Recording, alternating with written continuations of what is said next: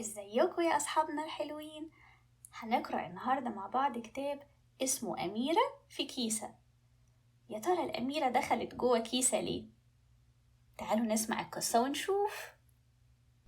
كان يا مكان كان في أميرة طيبة وجميلة قوي اسمها هنا. هنا كانت عايشة في قصر كبير وعندها تاج بيلمع وفساتين كتير.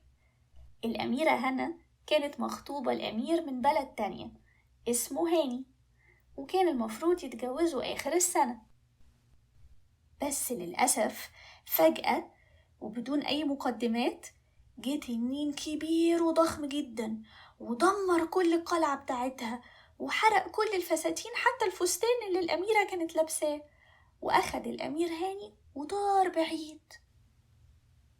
الأميرة هنا قررت إن هي تروح تدور على التنين وتنقذ الأمير هاني، وقعدت تدور في وسط الطوب بتاع القلعة اللي متكسر على الأرض على أي حاجة تلبسها، بس كل حاجة كانت محروقة خالص.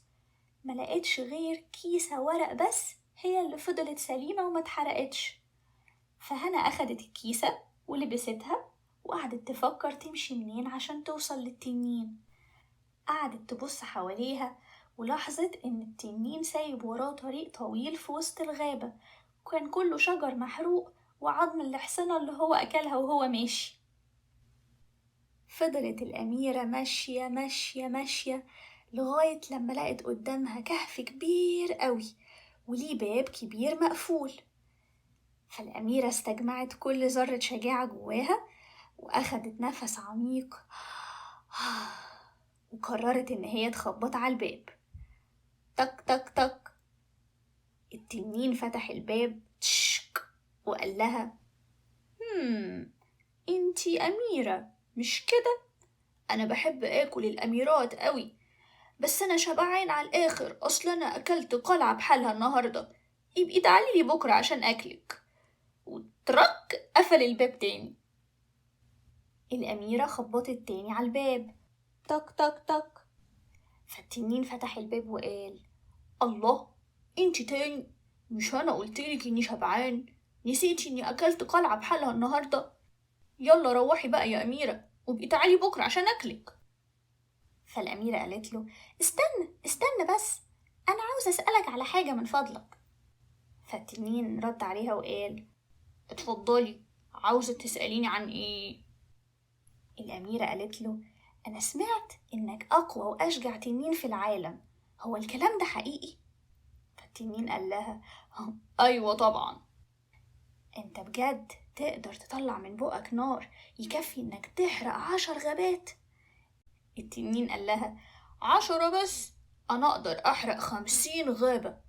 وأخد التنين نفس عميق وقعد ينفخ نار كتير وحرق 50 غابة بحالهم. فالأميرة قالت له واو يا تنين، ده انت قوي بشكل. التنين قال لها طبعا طبعا، دي أقل حاجة عندي. الأميرة قالت له انت تقدر تعمل كده تاني؟ فالتنين قال لها انت قصدك ان انا احرق الغابات تاني؟ فالأميرة قالت له ايوه. فالتنين قال ايوه طبعا طبعا، واخد نفس عميق وقعد يطلع نار تاني. وبعدين في وسط ما هو عمال يحرق في الغابات النار بتاعته خلصت واتطفت.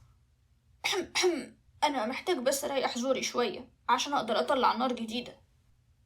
فالأميرة قالت له ولا يهمك، ألف سلامة. يا تنين، نعم، أنا سمعت إنك أسرع تنين في العالم وتقدر تلف العالم كله في 10 ثواني بس، أنت بجد تقدر تعمل كده؟ فالتنين قال لها أيوة طبعا، ده أقل حاجة عندي. 1 2 3 انطلاق.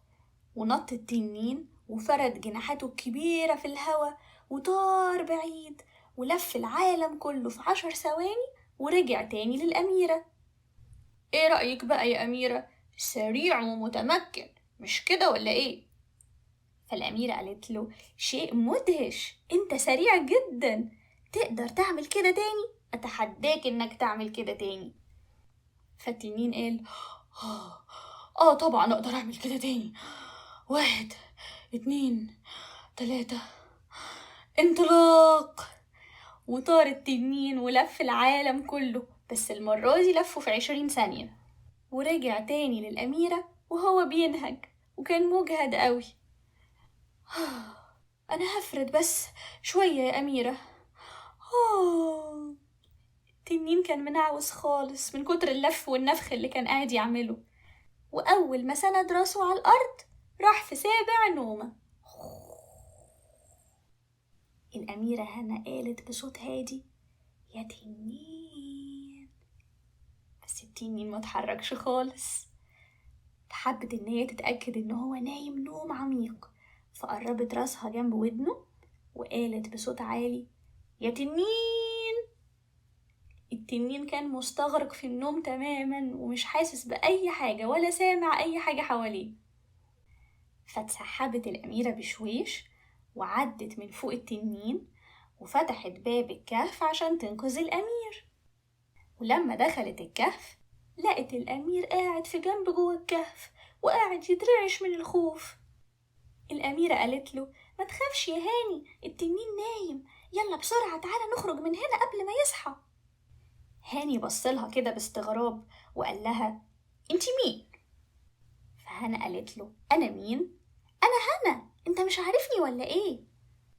فالأمير قال لها: هنا؟ الأميرة هنا؟ انتي عاملة كده ليه؟ انتي ريحتك شياط وشعرك منكوش. ايه اللي انتي لابساه ده يا هنا؟ انتي لابسة كيسة؟ ده منظر. لا لا لا لا لا، مش هينفع اخرج معاكي كده. بصي، انا هقعد هنا وانتي روحي ظبطي نفسك كده، ولما تلبسي لبس أميرة حقيقية ابقي تعالي تاني وانقذيني، ماشي؟ هستناكي. فالأميرة قالت له: هاني؟ قال لها: نعم يا هنا.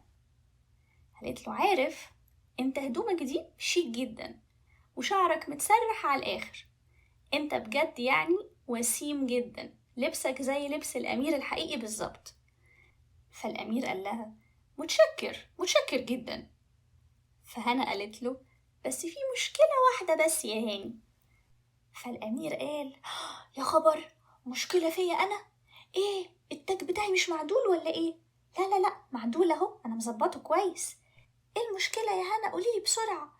يا رب بس ما تكونش مخالب التنين كرمشت هدومي، قولي يلا إيه المشكلة. فهنا ردت عليه وقالت: المشكلة إن أنت سطحي جدا. أنا هنقذك لأن أنا الأميرة ولازم أحمي شعبي، بس أنا مش هتجوزك أبدا أبدا أبدا. ورجعت الأميرة هنا مدينتها تاني وبنت قلعتها من أول وجديد وسرحت شعرها ولبست فستان جميل. ومرت الأيام والأميرة هنا قابلت أمير تاني كان بيحترمها وبيحب شكلها وشخصيتها وشجاعتها وذكائها، وكان شايفها دايما أميرة بغض النظر هي لابسة فستان ولا لابسة كيسة. وتوتة توتة خلصت الحدوتة.